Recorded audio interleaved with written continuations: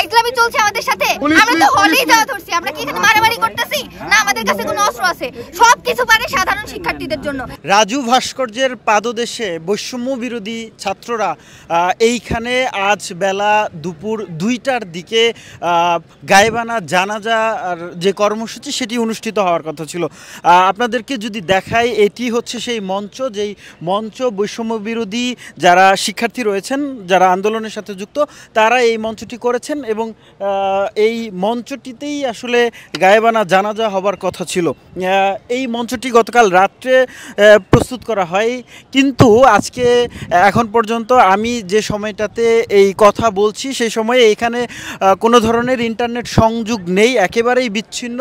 আপনাদেরকে যদি জানিয়ে রাখি, দেখানোর চেষ্টা করছিলাম যে আসলে ঢাকা বিশ্ববিদ্যালয় ক্যাম্পাসে শুধুমাত্র আইন শৃঙ্খলা রক্ষাকারী বাহিনী এবং সংবাদ মাধ্যমের কোনো যানবাহন ছাড়া অন্য কোনো যানবাহনই আসলে প্রবেশ করতে দেওয়া হচ্ছে না। এই মুহূর্তে টিএসসির যে অবস্থান, বলা চলে যে দেখছেন যে চারপাশেই কিন্তু পুলিশ ঘেরাও করে রেখেছে এবং লাইনে দাঁড়িয়ে রয়েছে। গণমাধ্যমের গাড়ি এবং পুলিশের সাজোয়া যান রয়েছে, সেই সাজোয়া যানগুলো দেখছেন এবং শুধুমাত্র গণমাধ্যম কর্মীরাই এই মুহূর্তে টিএসসিতে অবস্থান করছেন।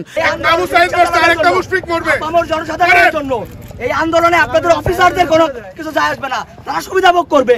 আপনারা কনস্টেবল যারা আছেন, আপনাদের জন্য এই আন্দোলন না করে আপনাদের নিজের রাইট বসেন। যখন আমাদের নিরাপত্তার দরকার ছিল, ক্যাম্পাসে বাইরের টোকাইরা এসে আমাদেরকে মেরে গেছে, তখন পুলিশ কোথায় ছিল? তখন তারা কেউ ছিল না। আমাদের বুকের উপর গুলি চালিয়েছে, তখন কোথায় ছিল? এখন আমরা শান্তিপূর্ণ অবস্থান করতেছি, আমরা কি সন্ত্রাসী? আমাদের হাতে কি কোনো কিছু আছে? আমরা হলে ফিরে যাচ্ছিলাম, আমাদেরকে আটকাইছে, যাওয়া লাগবে না, যেতে দিব না। এটা কি ধরনের বাহাত্রামি? এটা কি ফাইজলামি চলছে আমাদের সাথে? আমরা তো হলেই যাওয়া ধরছি, আমরা কি এখানে মারামারি করতেছি না? আমাদের কাছে কোনো অস্ত্র আছে? সবকিছু পারে সাধারণ শিক্ষার্থীদের জন্য। যারা সন্ত্রাসী, যারা কুলাঙ্গার, তাদের সাথে কিছু করতে পারে না, তখন তারা পুতুল হয়ে দাঁড়ায় থাকে।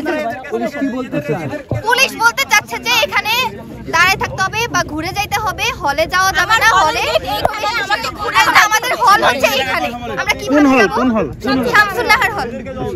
একটু বলবেন আপনারা কারা, কেন এসেছেন? আমরা সাধারণ শিক্ষার্থী, আমরা চাই না যে আমাদের হল অকারণে বন্ধ হয়ে যাক, এজন্য আমরা এসেছি। আমরা এখানে অবস্থান নিতে এসেছি, আমরা শান্তিপূর্ণ অবস্থান নিয়েছি এবং এখন আমরা আমাদের হলে ফিরে যাচ্ছি। আমাদেরকে হলে যাওয়ার রাস্তা আমাদের ব্লক করে রেখে দিয়েছে, আমাদেরকে বলছে পিছন দিয়ে ঘুরে যাইতে। আমার হলের গেট এইখানে, আমার 1 মিনিটের রাস্তা, আমি কেন ঘুরে যাব? আমার ক্যাম্পাস, আমি কেন যাওয়ার কোনো রাস্তা নেই, আমরা এখান দিয়ে যাব, আমাদের রুট এটা, আমরা এই রাস্তা দিয়েই যাব।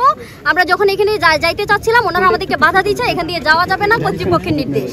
আর আমরা এখানে আসছি কর্তৃপক্ষের নির্দেশ। যখন আমাদের উপর গুলি চালানো হয়, তখন কর্তৃপক্ষ কোথায় থাকে? আমাদের ছেলেদের উপর, আমাদের সাধারণ শিক্ষার্থীদের হামলা করে সন্ত্রাস গুন্ডা টোকাই এনে আমাদের বুকের উপর গুলি চালানো হয়। আমাদের 7 ভাই বোন আজকে সারা দেশে মৃত্যুবরণ করছে, জীবন নিয়ে নিছে। কোথায় ছিল তখন আইন শৃঙ্খলা বাহিনী? যখন আমাদের দরকার ছিল আমাদের ক্যাম্পাসের ভিসি কে, যখন আমাদের দরকার ছিল আমাদের প্রক্টর স্যারকে, তখন তারা কেউ ছিল না।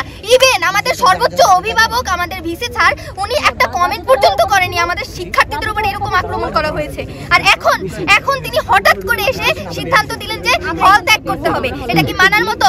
হঠাৎ করে এসে বলতেছে যে হল ছাড়ো 6টার মধ্যে। বললেই কি হল ছাড়া যায়? আমাদের পূর্ব প্রস্তুতির দরকার নেই? আর আমরা হল ছাড়বোই কেন?